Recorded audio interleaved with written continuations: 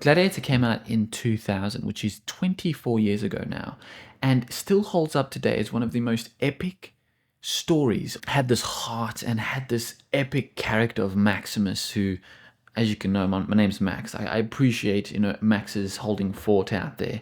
And Russell Crowe really hit the scene like a boss with this movie and owned the character, carried so much nobility and heart, but also stoicism. And it was one of those movies where I was 8 years old. I didn't watch it until I think I was about 10 or 11, and was forced to close my eyes at certain parts. But the heart of the story, man, I bawled my eyes out when this movie came out.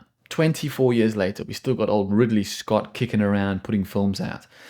And look, because Gladiator was such an epic film, it was just amazing and awesome. Joaquin Phoenix was great in it. Connie Nielsen was great in it. All these characters were just amazing. But Ridley Scott, in recent years, these period movies he's brought out have not hit the nail on the head. Napoleon didn't quite clear it for most people. They had that other one with Ben Affleck and Matt Damon that came out as well, which... Was that Ridley Scott? I think it was Ridley Scott, but... it just feels like, you don't want him to tarnish the reputation of Gladiator.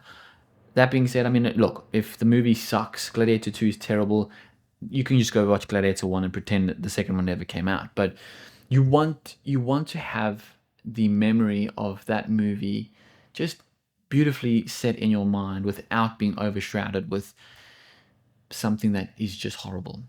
Now, I'm hoping this is great, of course. So let's give this trailer a watch and see if it's any good. And we'll go from there. Oof, the trailer for the trailer. Start off with the trailer for the trailer. I remember that day. I never forgot it. That a slave could take revenge against an emperor. Where were you born? I don't know. I never knew a mother nor a father. You will be my instrument. Who are you? My name's Denzel. Did you hear that crowd? The greatest temple Rome ever built. The Colosseum. Because this is what they believe in. Power.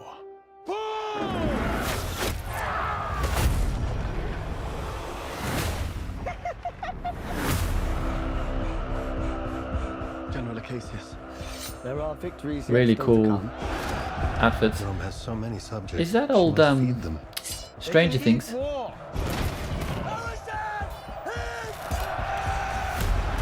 Wow, looks like some epic battles. The arena turns slaves into gladiators, the gladiators into free men.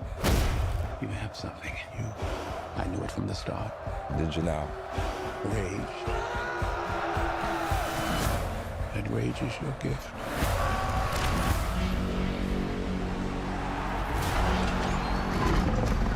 This is about survival!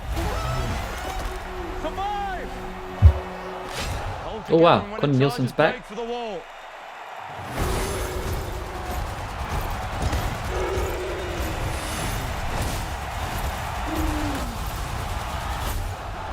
Whose head could I give you that would satisfy this fury? The entire Roman armies. Too much?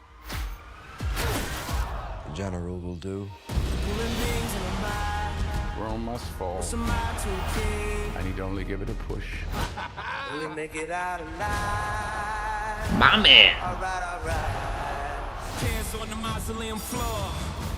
Blood stains the Colosseum doors. It's an interesting music choice. This ring belonged to Maximus. Now I give it to you. What is the dream of Rome? That people are not free. I was owned.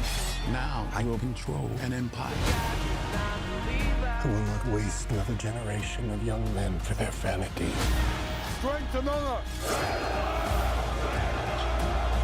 This how Rome treats its heroes. Hands on the mausoleum floor. Blood stains the Colosseum doors. The gods have spoken!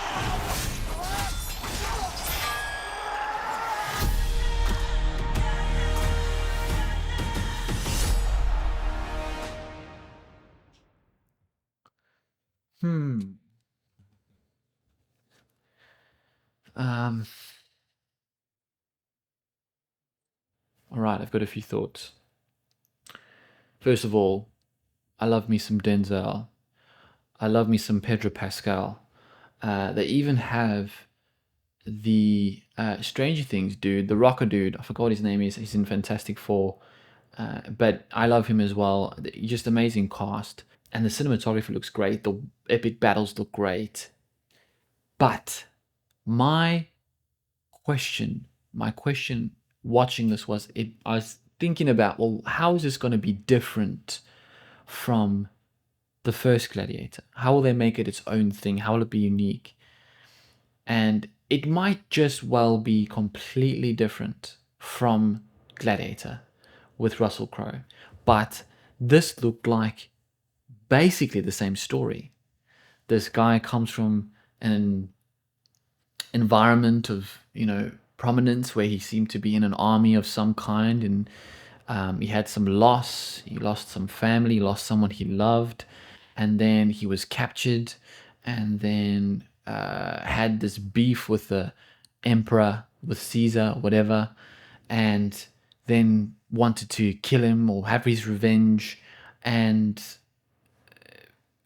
then they have a battle at the end where they fight it off, and then we have a conclusion. That's what it appeared to be, with a whole lot of really elevated set pieces. It's not just the Colosseum, it's the Colosseum with water that is beautifully looked after. It's clear as anything. You could swim in that as a pool any day. They have, instead of tigers and coming out of the ground, they've got rhinos running at you. It's similar things, but it's just like, no, we can beat that, make it even cooler. But the story still feels pretty much the same.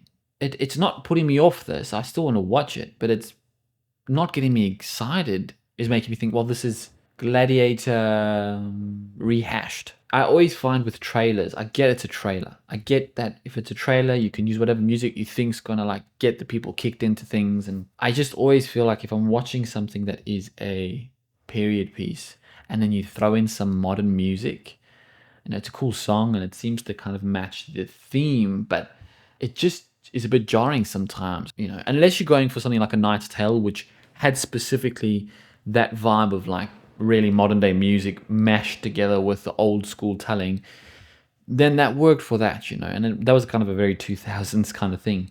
What do you guys think? Is this elevating your excitement? It comes out end of this year, 22nd of November. So are you excited to watch this? Did you love the original? What did you think of the music choices? What do you think of this trailer? Does it look, am I wrong? Does this look very different from the original? Let me know in the comments below. And thank you for watching. Have a fantastic, wonderful, lovely day.